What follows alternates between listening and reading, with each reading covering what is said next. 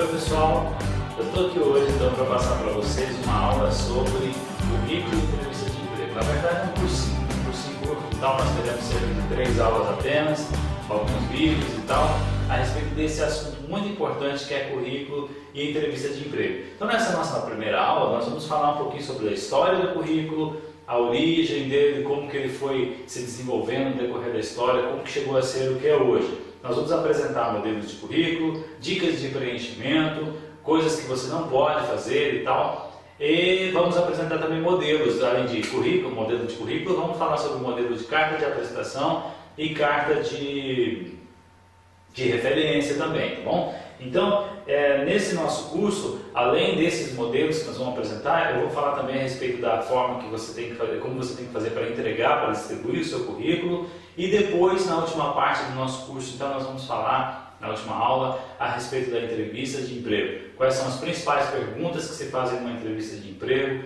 e a forma correta de você se comportar durante a entrevista, ok? Então vamos lá então. Primeira coisa que nós vamos ver então aqui é a definição. Qual é a definição da palavra currículo? O que significa currículo ou curriculum vitae, como que é uma expressão muito conhecida também, não é? Então, primeiro, vemos aqui que Ivor F. Godson, em seu livro Currículo, Teoria e História, da editora Vozes, ele então escreve que o termo curriculum vem do latim currere, que significa correr, curso ou carreira, não é?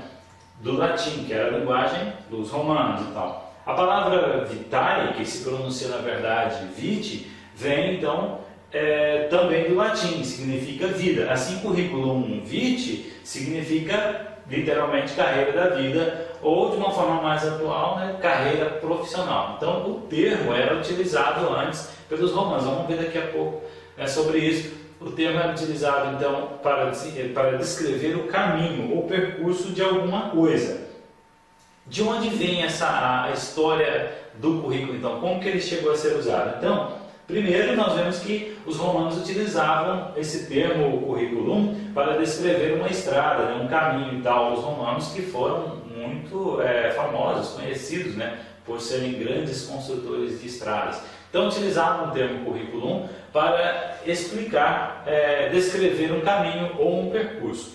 Com o passar do tempo, esse caminho ou percurso foi sendo utilizado também de uma forma mais no campo intelectual, no campo acadêmico, quando começaram a surgir as primeiras faculdades, as primeiras universidades.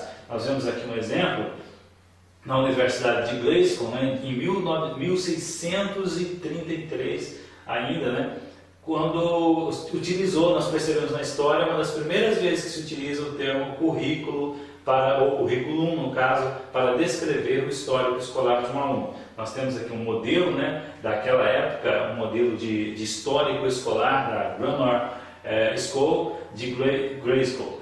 Então essa entidade foi uma das primeiras a utilizar o termo currículo para descrever como símbolo, como sinônimo, aliás, né, do histórico escolar de uma pessoa. Nós vemos aqui que tem as matérias e as notas que a pessoa tinha.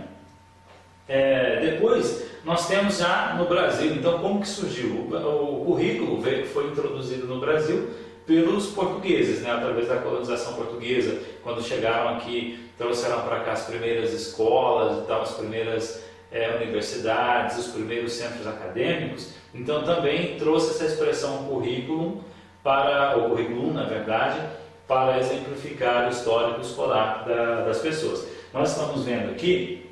Aliás, tem até uma curiosidade, né? Cursos extracurriculares é outra alusão que se faz ao currículo. Quando se fala de cursos extracurriculares, está se falando de cursos que são feitos fora da grade escolar. Como esse aqui que está fazendo agora, então um curso fora da grade escolar, por isso chamados cursos extracurriculares, né?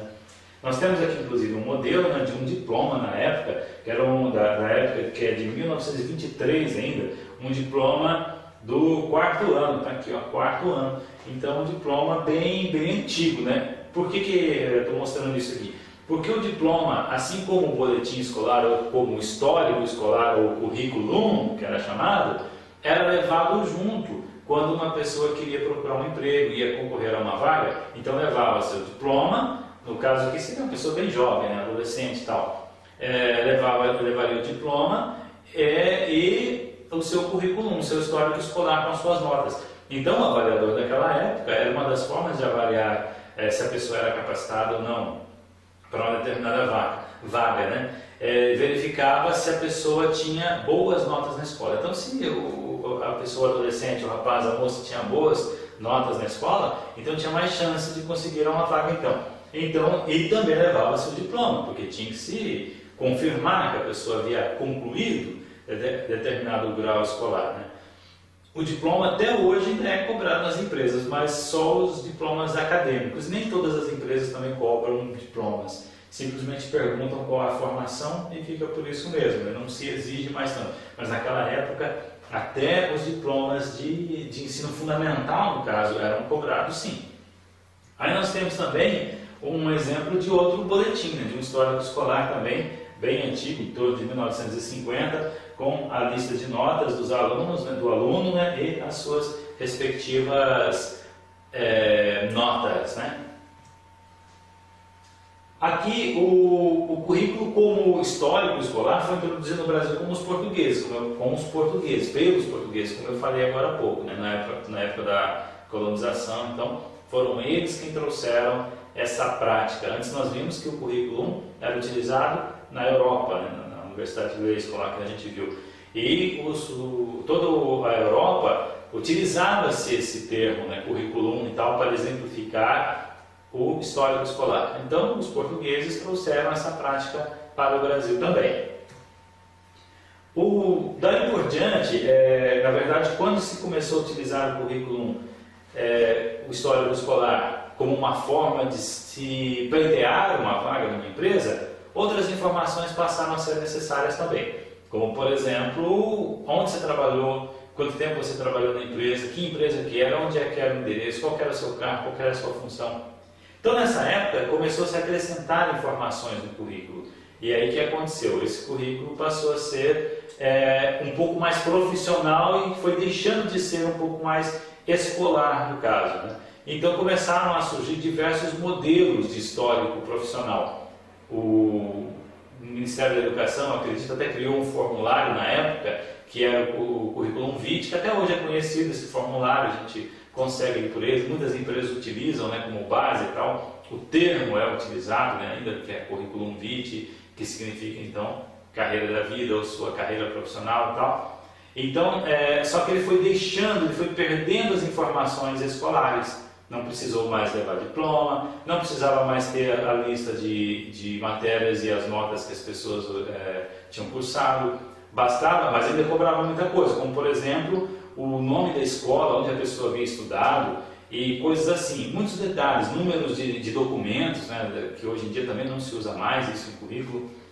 Então essas informações ainda eram excessivas. Então por volta da década de 60, de 70, a coisa começou a mudar, começou a tomar um âmbito bem mais profissional e as informações escolares foram deixando de ser tão relevantes, né? E as pessoas passaram, principalmente com o advento do PC, né, do computador pessoal, as pessoas passaram a utilizar, a criar seus próprios currículos, né, a inventar seus próprios currículos, e então começaram a inventar. Nós temos aqui, inclusive, modelo uma imagem do modelo do Curriculum Vitae, que é muito utilizado, e nós temos também alguns currículos personalizados que as pessoas mesmas fizeram, inclusive alguns exagerados, né, com muito enfeite demais, com muita informação demais, né, muita coisa. E então esses currículos também não eram interessantes. As pessoas queriam enfeitar para chamar a atenção, para ser chamativo, para ser bonito.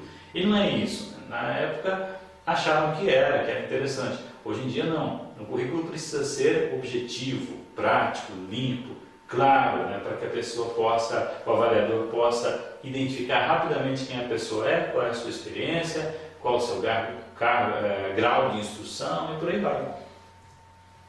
Vamos ver aqui então os cuidados que nós devemos ter na elaboração do currículo, mas nós vamos dividir esse vídeo para não ficar muito extenso. Então daqui a pouco nós vamos falar sobre os cuidados na elaboração do currículo e vamos apresentar para você o modelo de currículo, ok? Até já!